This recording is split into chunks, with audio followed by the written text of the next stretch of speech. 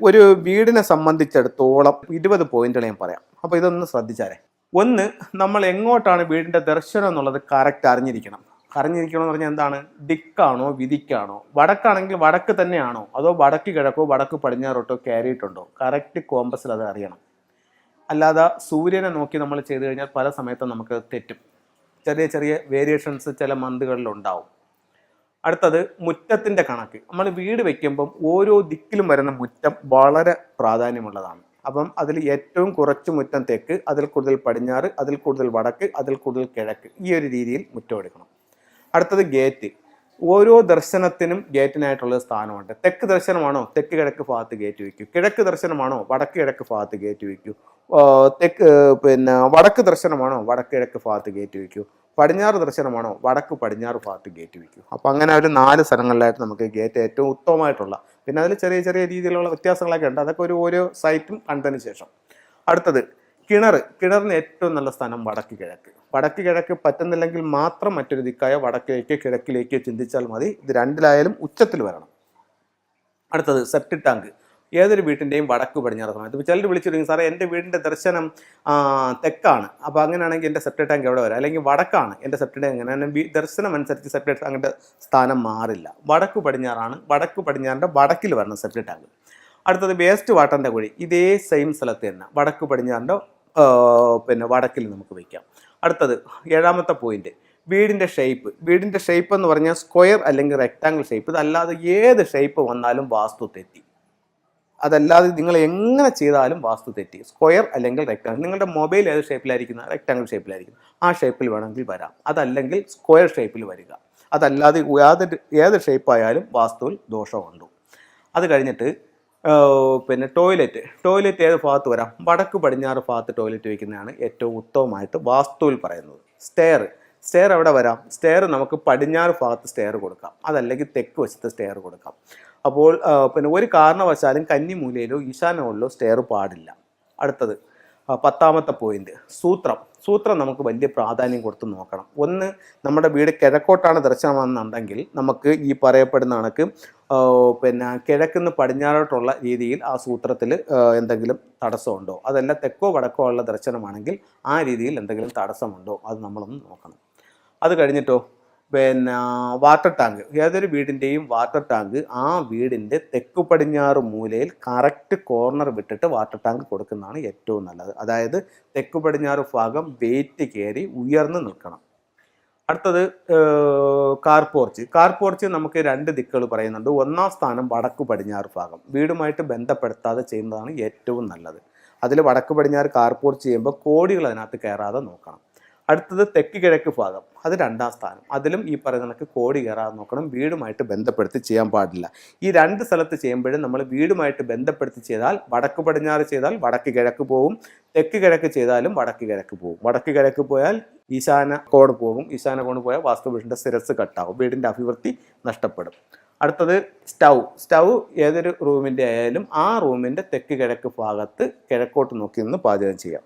അടുത്തത് സിങ്ക് വടക്ക് കിഴക്ക് ഭാഗത്ത് വയ്ക്കാം. അടുത്തത് ക്ലോസറ്റ് ഒന്നുകിൽ വടക്ക് നോക്കിയിരിക്കണം അല്ലെങ്കിൽ തെക്ക് നോക്കിയിരിക്കണം. അടുത്തത് മെയിൻ ഡോറ് നേരത്തെ നമ്മൾ പറഞ്ഞതുപോലെ ഉച്ചസ്ഥാനത്ത് വരണം. കിഴക്കോട്ടാണ് ദർശനമെങ്കിൽ കിഴക്ക് പകുതിയിൽ നിന്നും വടക്ക് കിഴക്കിലേക്കും, തെക്കോട്ടാണ് ദർശനമെങ്കിൽ തെക്ക് പകുതിയിൽ നിന്നും തെക്ക് കിഴക്കിലേക്കും, പടിഞ്ഞാറോട്ടാണ് ദർശനമെങ്കിൽ പടിഞ്ഞാറ് പകുതിയിൽ നിന്നും വടക്ക് പടിഞ്ഞാറിലേക്കും, വടക്കോട്ടാണ് ദർശനമെങ്കിൽ വടക്ക് പകുതിയിൽ നിന്നും വടക്ക് കിഴക്കിലേക്കും ഉച്ചമായിട്ടുള്ള സ്ഥാനത്ത് ഡോറ് കൊടുക്കാം. അടുത്തത് ചരിവ്. ഭൂമിയുടെ ചരിവാണ് ഉദ്ദേശിക്കുന്നത്. ഭൂമിയുടെ ചരിവ് ഒന്നുകിൽ വടക്കോട്ട് ചരിയണം അല്ലെങ്കിൽ കിഴക്കോട്ട് ചരിയണം. ഇത് 2 സ്ഥലത്തോട്ടും ചരിയുന്ന രീതിയിൽ നല്ലതാണ്. വടക്ക് കിഴക്കും ചരിഞ്ഞ ഭൂമി, ഏറ്റവും ഉയർന്ന് കന്നിമൂല, ഏറ്റവും താന്ന് ഈശാന കോണം. പല വീടുകളിൽ നമ്മൾ കൺസൾട്ടിങ് ചെല്ലുമ്പോഴത്തേക്കായിട്ട് അവിടെ ഇവിടെയും പല കന്നിമൂല ഭാഗത്ത് ഈശാന കോണിൽ അങ്ങനെ പല സ്ഥലങ്ങളിലായിട്ട് അവർ ചവറുകൾ അല്ലെങ്കിൽ വീട്ടിൽ വരുന്ന പേപ്പറുകൾ വേസ്റ്റുകളെല്ലാം ആയിട്ട് കത്തിക്കുന്നതായിട്ട് കണ്ടിട്ടുണ്ട്. അങ്ങനെ ചെയ്യുന്നത് നല്ലതല്ല. പുറത്ത് തീയിടാനായിട്ട് പറ്റിയ ഏറ്റവും ഉത്തമമായിട്ടുള്ള സ്ഥലം എന്ന് പറയുന്നത് അഗ്നിക്കോണിലാണ്, തെക്ക് കിഴക്ക് ഭാഗത്താണ്.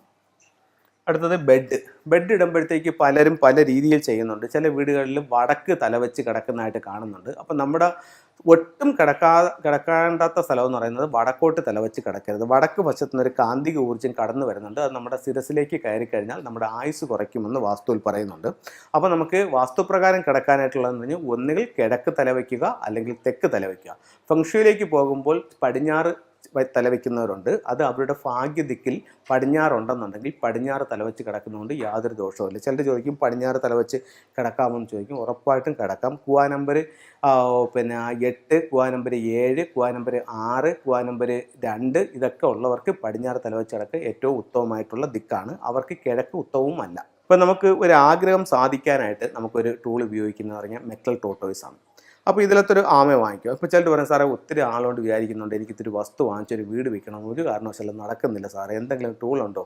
ഒരു കാര്യം ചെയ്ത് നിങ്ങളൊരു മെറ്റൽ ടോട്ടോയ്സ് വാങ്ങിക്കൂ. എന്നിട്ട് അതിനെ രണ്ടായിട്ട് ഓപ്പൺ ചെയ്തിട്ട് അതിനകത്ത് നിങ്ങളുടെ വിഷ് എഴുതി നിങ്ങളുടെ ബെഡ്റൂമിൻ്റെ വടക്ക് വശത്ത് അല്ലെങ്കിൽ ലിവിങ് റൂമിൻ്റെ വടക്ക് വശത്ത് സൂക്ഷിക്കൂ. അത് എത്രയും പെട്ടെന്ന് സാധിക്കും. നമ്മൾ എന്ത് കാര്യത്തിനിറങ്ങിയാലും നമുക്ക് കണ്ണാണ്. ഇപ്പോൾ നമ്മളൊരു പുതിയ വീട് വെച്ചു, അത് നമ്മുടെ ആൾക്കാർക്കോ അല്ലെങ്കിൽ നമ്മുടെ ബന്ധുക്കൾക്കോ ഒന്നും ഇഷ്ടപ്പെട്ടില്ല. നമ്മൾ കയറി അന്ന് തൊട്ട് ഓരോരോ ചെറിയ ചെറിയ പ്രശ്നങ്ങൾ വന്നുകൊണ്ടിരിക്കുകയാണ്. നമുക്ക് തന്നെ അറിയാതെ മറ്റുള്ളവരുടെ കണ്ണാണെന്ന്. എന്തെങ്കിലും ഒരു മാർഗ്ഗമുണ്ടോ?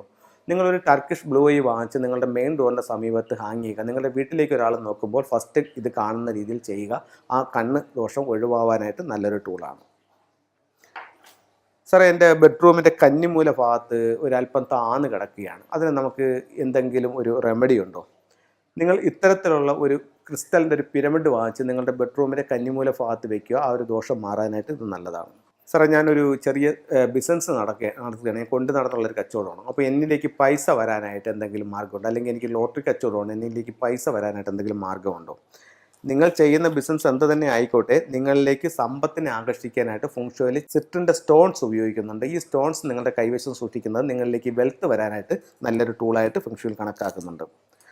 സാറേ എൻ്റെ വീട്ടിൽ എപ്പോഴും ഒരു ശാന്തിയോ സമാധാനമോ ഇല്ല, എപ്പോഴും ഒരു ടെൻഷനാണ്. എന്തെങ്കിലും നമുക്കൊരു ടൂൾ പറഞ്ഞുതരാമോ സാറേ? നിങ്ങളുടെ വീടിൻ്റെ സ്വീകരണ മുറിയുടെ വടക്ക് പടിഞ്ഞാറ് ഭാഗത്ത് ഇത്തരത്തിലുള്ള ഒരു ശ്രീബുദ്ധൻ്റെ സ്റ്റാച്ചു വയ്ക്കുന്നത് വീട്ടിലെപ്പോഴും ഒരു ശാന്തിയും സമാധാനവും ഉണ്ടാവാൻ നല്ലതാണ്. സാറേ ലാഫിൻ ബുദ്ധ ഏത് ബുദ്ധയാണ് നമ്മുടെ വീട്ടിൽ വയ്ക്കാൻ ഏറ്റവും അനുയോജ്യമായത്? നമുക്ക് ഏത് രീതിയിൽ അത് വയ്ക്കാം? നിങ്ങൾ ഇത്തരത്തിലുള്ളൊരു ട്രാവലിംഗ് ബുദ്ധ വാങ്ങിച്ച് മെയിൻ ഡോറിൽ നിന്നും നിങ്ങളുടെ വീടിനുള്ളിലേക്ക് കടന്നു വരുന്ന രീതിയിൽ വയ്ക്കുക. ഒത്തിരി സൗഭാഗ്യങ്ങൾ ഈ ഒരു ബുദ്ധ നിങ്ങൾക്ക് തരും. അപ്പം ഇത് ഓരോന്നും നിങ്ങൾക്കുള്ള ഓരോ ടിപ്സുകളാണ്. നിങ്ങൾ ഓരോന്നും ചെയ്ത് നോക്കൂ. നിങ്ങളുടെ ജീവിതത്തിൽ ഒരുപാട് നേട്ടങ്ങൾ ഉണ്ടാവട്ടെ എന്ന് പ്രാർത്ഥിച്ചുകൊണ്ട് നിർത്തുന്നു. നന്ദി, നമസ്കാരം.